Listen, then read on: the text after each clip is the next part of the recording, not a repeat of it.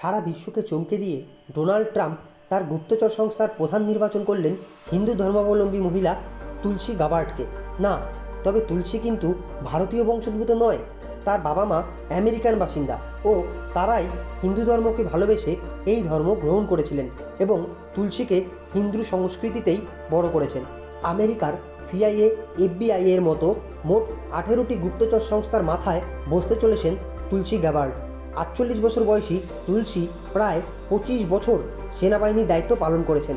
ভারতের শত্রু পাকিস্তানের আতঙ্কবাদে মদদ জোগানো ও তুরস্কের ইসলামী দুনিয়ার প্রধান হওয়ার চেষ্টা নিয়ে সরাসরি সুর চলিয়েছিলেন এই তুলসী গাবার্ড। ভারত সম্বন্ধে তুলসীর মনোভাব কিন্তু খুব ভালো। তুলসীর মার্কিন গোয়েন্দা চিফ হওয়ায় চীন ও পাকিস্তানের সম্বন্ধে অনেক বেশি গুপ্ত তথ্য ভারতের কাছে আসবে বলেই মনে করছে বিশেষজ্ঞ মহল।